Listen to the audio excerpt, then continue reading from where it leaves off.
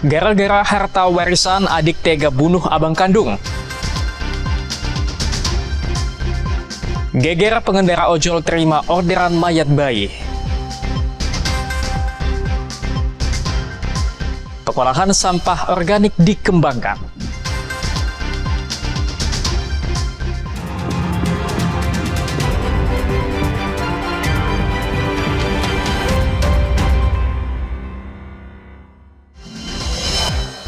Halo, selamat pagi saudara. Kompas Sumut hari ini hadir dengan beragam informasi penting dan menarik dari Sumatera Utara. Selain 3 sorotan tadi, sejumlah informasi lain akan kami sajikan dalam Kompas Sumut.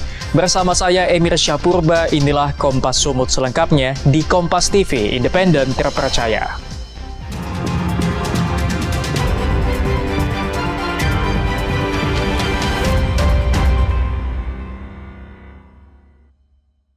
Saudara, hanya karena harta warisan, seorang adik di Kabupaten Simalungun tega membunuh abang kandungnya. Pelaku juga menganiaya istri korban dengan senjata tajam. Seorang pria di Kabupaten Simalungun berinisial JG berusia 60 tahun tega membunuh abang kandungnya RG hanya karena berebut harta warisan. Korban ditusuk di rumahnya di Desa Merdinding, Kecamatan Pematang, Selimakuta, akhir April lalu. Peristiwa ini bermula saat JG mendatangi rumah abangnya dan meminta menyetujui penjualan sebidang tanah warisan. Namun korban tidak menyanggupi permintaan JG dan terjadi cekcok. Pelaku yang telah membawa pisau kemudian menusuk bagian dada dan perut korban, bahkan istri yang berusaha melerai turut menjadi korban. Pelaku sempat melarikan diri ke Kabupaten Karo dan akhirnya diringkus personel Polres Simalungun. Di mana korbannya adalah RG, ya. Kemudian yang meninggal dunia adalah korban RG, kemudian JS sebagai istri juga korban tetapi luka berat. Kemudian tersangkanya adalah adik kandung dari si korban yang berinisial JG. Ya. Ini kasus ini sebenarnya diawali karena warisan. Pasca peristiwa tersebut, korban meninggal dunia di rumah sakit, sedangkan istri korban mengalami luka berat. Pelaku terancam hukuman 10 tahun hingga seumur hidup sesuai pasal 340 KUHP tentang pembunuhan berencana. Armando Sinaga, Kompas TV, Simalungun, Sumatera Utara. Saudara, sebanyak 12 kg sabu dan 19.000 pil ekstasi dimusnahkan di Polrestabes Medan. Narkoba ini merupakan hasil kejahatan sindikat jaringan internasional. 2 tersangka ditahan. Polrestabes Medan mendapati 2 dari puluhan pelaku narkoba merupakan sindikat jaringan narkoba internasional. Dari tangan 2 pelaku didapati 12 kg sabu dan 19.000 butir pil ekstasi. Hasil kejahatan ini kemudian harus dimusnahkan sebagai pertanggungjawaban yuridis dan proses sistem peradilan pidana. Sebelum dimusnahkan, narkoba terlebih dahulu dicek keasliannya oleh petugas Lab 4 Polda Sumut. Pengujian menggunakan reaksi kimia untuk memastikan narkoba yang dimusnahkan merupakan narkoba asli hasil sitaan dari tersangka saat penangkapan. 2 tersangka yang ditangkap belum lama ini oleh Satres Narkoba Polrestabes Medan merupakan bagian dari sindikat narkoba jaringan Malaysia-Indonesia. Mereka ditangkap dalam 2 kasus berbeda dan ditangkap di 2 tempat yang berbeda di kota Medan. Menurut Kapolrestabes Medan, Komisaris Besar Polisi Gideon Arif Setiawan, kedua tersangka masih menjalani penyelidikan mendalam guna meringkus pelaku lain yang terlibat. Kita melakukan pemusnahan barang bukti narkotika sebagai pertanggungjawaban yuridis, satu fase dalam proses sistem peradilan pidana yang wajib kita lakukan sebelum kita melakukan penyerahan tahap 2 atau penyerahan tersangka dengan barang bukti sampel, dan ini disaksikan oleh jaksa dan sebelumnya nanti diuji oleh lapor. Semuanya kita lakukan secara transparan. Total barang bukti ini adalah penanganan dari 2 laporan polisi. 2 tersangka terancam penjara lebih dari 5 tahun, maksimal dapat dihukum dengan hukuman mati karena dijerat dengan Undang-Undang Nomor 35 Tahun 2009 tentang narkotika. Ferry Irawan, Kompas TV, Medan, Sumatera Utara. Saudara, kasus kerusuhan bentrok warga di Sumatera Utara dipicu karena peredaran narkoba. Program pengentasan konflik warga dinilai kurang efektif hingga terus berulang. Maraknya tawuran di Sumatera Utara, khususnya di Kota Medan, dipicu karena peredaran narkoba yang cukup tinggi. Program pengentasan problem sosial seperti pelatihan pemuda bela negara di kawasan Kota Medan belum dapat menuntaskan persoalan tawuran antar warga. Gubernur Sumatera Utara Bobi Nasution bilang tawuran di Kota Medan bagian utara sudah lama. Beberapa program pelatihan telah dijalankan namun tidak terlalu efektif. Bobi menegaskan tawuran di Belawan sangat dipengaruhi oleh peredaran narkoba. Instansi terkait dan masyarakat diimbau untuk bersama-sama memerangi narkoba di lingkungannya. Sebenarnya untuk di sana, di Medan dulu kita sudah pernah buat namanya pemuda bela negara.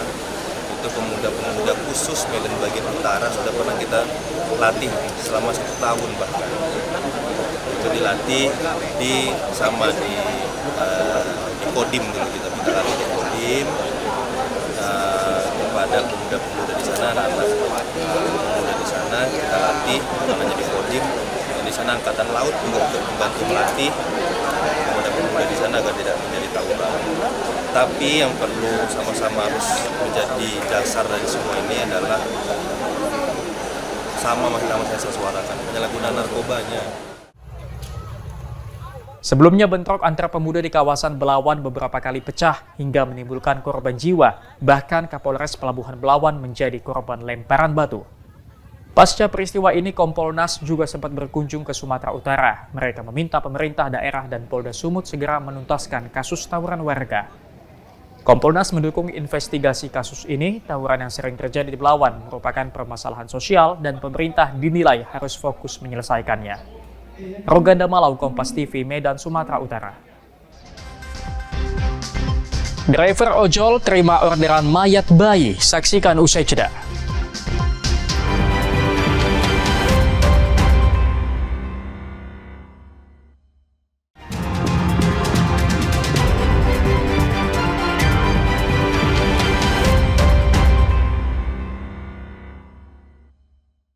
Masih bersama saya Emir Syapurba dalam Kompas Sumut. Saudara, warga sekitar Jalan Ampera 3, Kelurahan Gelugur Darat 2, Medan Timur geger. Sosok mayat bayi laki-laki ditemukan di dalam tas. Bayi tersebut dipaketkan melalui layanan ojek daring dengan tujuan masjid.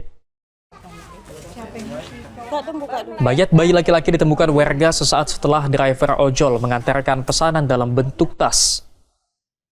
Namun alamat tujuan pesanan tersebut mengarah ke sebuah masjid di Jalan Ampera 3, Kecamatan Medan Timur.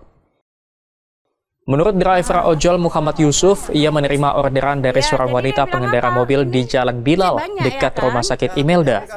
Yusuf langsung menuju titik pengantaran yang tertera di aplikasi. Namun sesampainya di tujuan, lokasi berada dekat masjid dan area pemakaman. Yusuf memastikan barang yang dibawanya. Pada aplikasi tercatat pengirim bernama Rudi dan keterangan barang adalah baju dan makanan.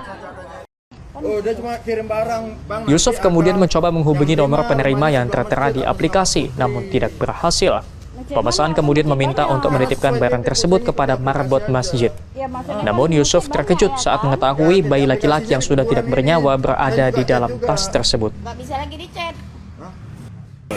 Kira-kira jam 6 lewat itu saya dapat orderan di Jalan Bilal, di dekat Rumah Sakit Imelda. Dapat orderan masuk gosen. Nah, saya lihat aplikasi, saya menuju untuk pengambilan barang. Nah, disitulah mulai saya ambil barangnya. Saya minta nomor penerima yang bisa dihubungi, dia bayar, saya kembalikan kembaliannya. Saya mulai antar. Nah, antarnya nggak terlalu jauh dari titik penjemputan itu ambil barang. Jadi dekat Umsu di kuburan. Nah, disitulah karena disuruh dititipkan di masjid, saya pastiin lagi barangnya apa.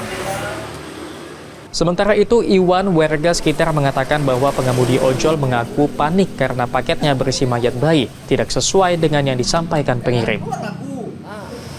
Waktu sampai sini, untuk penerima itu udah aktif lagi nomor HP-nya gitu. WA-nya itu nggak aktif lagi, cek ke satu. Dibaca dia di WA dia itu yang menerima marbot masjid.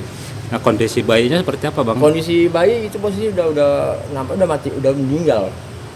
Udah meninggal, tapi baru lahir, tapi udah meninggal pokoknya posisinya. Saat ini jenazah bayi dan driver ojol telah dibawa ke Polsek Medan Timur untuk diperiksa dan ditindaklanjuti. Dedi Zulkifli, Terigan, Kompas TV, Medan, Sumatera Utara. Saudara, Asrama Haji Embarkasi Medan siapkan menu spesial bagi jemaah calon haji lanjut usia. Mulai nasi hingga daging dimasak khusus hingga sangat lembut. لبيك اللهم لبيك لبيك لا شريك لك لبيك إن الحمد والنعمة لك والملك لا شريك لك.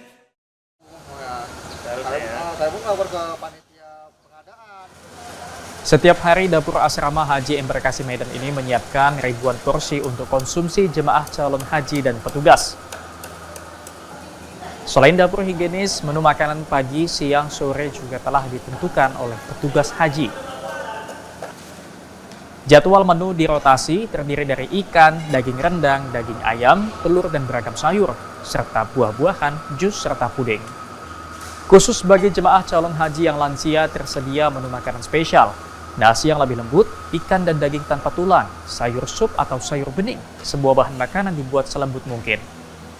Petugas dapur Basaria Sitompul mengatakan 30 orang tim masak telah disiagakan agar selalu siap di dapur. Menu bagi lansia khusus disiapkan untuk menjaga kondisi kebugaran sehingga tidak boleh pedas dan asin. Ya, dia itu tidak boleh pedas, sama yang apapun tidak boleh pedas, standar aja. Makan orang itu. Itu memang dibedakan tuh ya? Dibedakan, selalu dibedakan. Makan lansia sama orang apa dibedakan, masih sehat-sehat. Jemaah calon haji Zubaidah Jairo mengaku menu makanan yang disediakan pas dengan seleranya. Dagingnya lembut sehingga tidak menyulitkan saat mengunyah. Tidak pas garamnya. Jadi ini sesuai sama selera ibu lagi. Selera emang kayak sini datangnya ya Pak. Jadi hari ini makannya pakai apa? Boleh dikasih tahu? Apa? Makannya pakai apa lauknya? Lauknya. Kalau kami di desa, kalau yang ini ikan apa sup, daging kan, yang ini. Kalau untuk dagingnya keras nggak Bu? Enggak. Bagi jemaah calon haji lansia dan disabilitas, Asrama Haji Embarkasi Medan juga menyediakan tempat makan khusus yang terpisah dengan ruang makan utama. Lokasinya menyatu dengan gedung hotel jemaah agar tidak menyulitkan. Roganda Malau, Kompas TV, Medan, Sumatera Utara. Semburan lumpur yang terjadi di Kabupaten Mandailing Natal bukan disebabkan adanya kegiatan industri, namun karena adanya rekahan tanah secara alami. Gubernur Sumatera Utara Bobi Nasution menyatakan saat ini intensitas semburan sudah menurun. Pengamatan terakhir semburan lumpur di Desa Roburan Dolok, Kabupaten Mandailing Natal mulai reda. Semburan lumpur panas ini disebutkan karena adanya rekahan tanah yang terjadi secara alami. Gubernur Sumatera Utara Bobi Nasution bilang semburan lumpur tersebut tidak ada kaitannya dengan kegiatan industri di sekitar lokasi. Dari hasil penelitian Kementerian SDM, semburan lumpur tersebut berasal dari retakan tanah karena di lokasi tersebut masih ada potensi gas alam. Sebenarnya sudah konfirmasi bukan hasil dari kegiatan manusia atau bukan dari kegiatan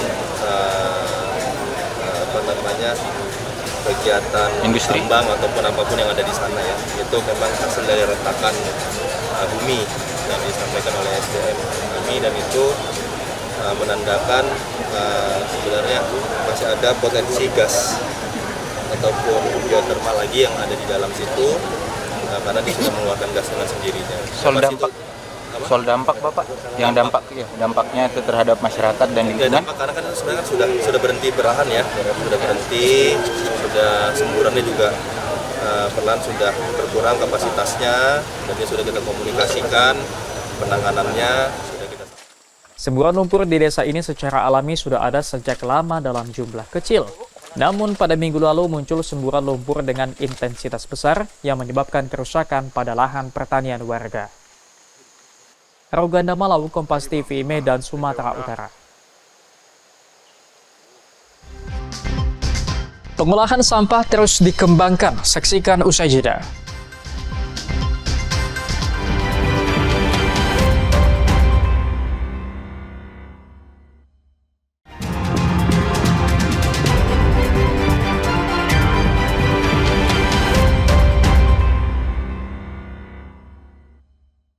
Masih bersama saya Emir Syapurba dalam Kompas Sumut. Saudara, pemerintah Provinsi Sumatera Utara akan membentuk holding BUMD bersama pemerintah kabupaten kota. Rencana ini dinilai mampu meningkatkan pelayanan publik. Hadirin yang kami hormati, kita dengarkan sambutan Pelaksanaan pembangunan berkelanjutan di Provinsi Sumatera Utara akan dilakukan dengan membentuk holding badan usaha milik daerah BUMD. Holding BUMD ini nantinya akan meningkatkan SDM dan pelayanan publik. Wacana ini tertuang dalam Musyawarah Perencanaan Pembangunan Rencana Kerja Pemerintah Daerah 2026 Sumatera Utara yang berlangsung Senin di kantor Gubernur. Musrenbang ini dihadiri perwakilan dari Kementerian Dalam Negeri, Kementerian Pariwisata, Kementerian Investasi, Kementerian Perencanaan Pembangunan Nasional, Forkopimda Kabupaten Kota, serta perwakilan BUMD. Di hadapan peserta musyawarah, Gubernur Sumatera Utara Bobi Nasution menyampaikan akan mendorong pemerintah kabupaten kota untuk merangkum kebutuhan dalam percepatan pembangunan. Untuk sasaran makro pembangunan disebutkan akan ada insentif fiskal untuk mendorong kinerja dan pelayanan publik di daerah masing-masing.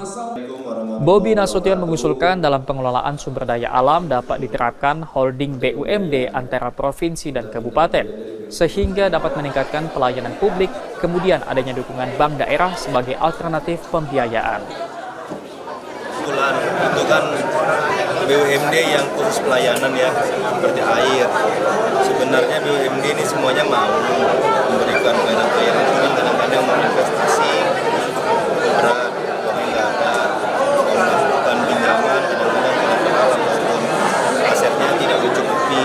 Jadi asetnya bagus disatukan, tadi kami diskusi dengan Pak Tony, jadi asetnya bisa disatukan baik dari provinsi, kabupaten, kota, sehingga nilai aset yang besar, jadi kalau maupun pembiayaan lebih gampang. Seluruh OPD diminta agar tidak asal melakukan penganggaran seperti temuan anggaran yang tidak masuk akal, tusuk gigi, dan busi racing yang jumlahnya sangat besar. Roganda Malau, Kompas TV, Medan, Sumatera Utara. Saudara, prihatin dengan pendidikan anak-anak pesisir, sekelompok mahasiswa dan pelajar buka sanggar rumah edukasi di Desa Bagan Precut, Kabupaten Deli Serdang. Di sini anak-anak putus sekolah diajarkan membaca dan menulis. Sebuah bangunan terbuka tanpa dinding di Dusun 19, Desa Bagan Precut dijadikan sanggar rumah edukasi anak pesisir. Di sini ratusan anak-anak yang mayoritas putus sekolah berkumpul untuk belajar membaca dan menulis di setiap akhir pekan. Tidak hanya anak-anak putus sekolah, sejumlah siswa sekolah dasar yang membutuhkan pendampingan dan pembelajaran ikut menjadi peserta. Sanggar Rumah Edukasi Anak Pesisir yang dibangun pada Juni tahun 2022 berawal dari keprihatinan sejumlah relawan yang terdiri dari mahasiswa dan pelajar melihat banyaknya anak-anak di pesisir yang minim literasi. Untuk semakin menarik minat anak-anak, sesekali para relawan mengajak anak-anak untuk berdiskusi atau belajar membaca di atas kapal milik nelayan. Tujuannya untuk meningkatkan literasi dan minat baca untuk anak-anak pesisir, karena di pesisir ini masih banyak anak-anak yang tidak peduli, yang masih kurang untuk membaca dan literasinya sangat rendah, sehingga mereka lebih memilih untuk bekerja atau mencari ikan daripada membaca atau belajar. Warga di sekitar Sanggar Rumah Edukasi Anak Pesisir mengaku sangat terbantu dalam meningkatkan kemampuan pendidikan anak-anaknya.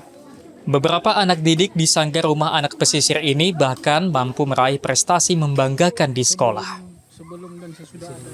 Perubahannya anak ini asal mau belajar datang. Perubahannya itu aja lah. Dia mau belajar perubahannya. Oh, berarti niat belajarnya makin ada, tinggi ya? Makin tinggi belajarnya itu. Dan ibu pun ranking juga dapat iya, juara? Juara dari kelas 1 SD sampai kelas 5 SD. Alhamdulillah belajarnya makin ada sanggar ini makin maju belajarnya. Warga dan relawan berharap pemerintah dapat memberi perhatian untuk memberikan bantuan berupa buku bacaan atau fasilitas belajar mengajar. Dedi Zulkifli Terigan, Kompas TV dari Serdang, Sumatera Utara. Saudara, persoalan pengelolaan sampah masih terus berkembang. Tahun ini, Universitas Sumatera Utara bertekad akan mengelola sampah sendiri dan dijadikan kompos dan bahan bakar. Saat ini, Universitas Sumatera Utara telah menguji dan meneliti pengolahan sampah organik dan anorganik menjadi kompos dan bahan bakar. Dengan alat pengolahan sampah terpadu buatan mereka, sampah organik diproses menjadi kompos dan pengembangan maggot yang terintegrasi dengan peternakan. Sedangkan sampah anorganik akan didaur ulang menghasilkan biji plastik dan melewati proses pemanasan pirolisis untuk menghasilkan bahan bakar sehingga dapat digunakan untuk insinerator. Meski masih dalam uji coba dan penelitian, Rektor Universitas Sumatera Utara Muryanto Amin menargetkan tahun ini tidak ada lagi sampah yang keluar dari kampus. Semuanya akan dikelola secara mandiri. Gila sampah dari rumah tangga. Nah, soal efisiensi pengolahannya gimana Bapak? Kan Masih lab uji coba, jadi masih kita biayai penuh. Nanti setelah dia bisa menghasilkan, lalu ada aspek ekonomisnya, perkiraan kami tahun depan itu bisa mengurangi biaya yang dibutuhkan untuk pengelolaan TPST ini. Jika dikembangkan, tempat pengolahan sampah terpadu ini juga bisa membantu pemerintah dalam penanganan sampah di TPA. Dalam prosesnya, saat ini masih kendala dalam proses pemilahan sampah organik dan anorganik masih bercampur. Sementara itu, Gubernur Sumatera Utara Bobi Nasution yang hadir melihat alat pengolahan sampah ini menyampaikan selain kesiapan alat pemilahan sampah, kesiapan infrastruktur truk pemilah sampah juga harus diutamakan. Sampai menyiapkan truknya juga, pengangkutannya. Ini pengangkutan juga harus, kalau kita meminta memilah, ya semuanya harus bisa terpilah sampai dengan pengangkutannya. Jangan nanti masyarakat kita minta pilah, di rumah tangga kita minta pilah, di tempat umum ada tempat sampah pemilahan, nah, begitu kita angkut pakai truk, satu doang gerobaknya, nggak ada apa. Dengan adanya alat pengolahan sampah ini diharapkan dapat membantu dampak negatif lingkungan dan pengolahan sampah warga. Rauganda Malau, Kompas TV, Medan, Sumatera Utara. Sampai di sini Kompas Sumut hari ini. Anda bisa menyimak video tayangan kami di kompas.tv atau menyaksikan siaran langsung via streaming di kompas.tv/live. Kami undur diri, tetap saksikan rangkaian program berita di Kompas TV, independen terpercaya.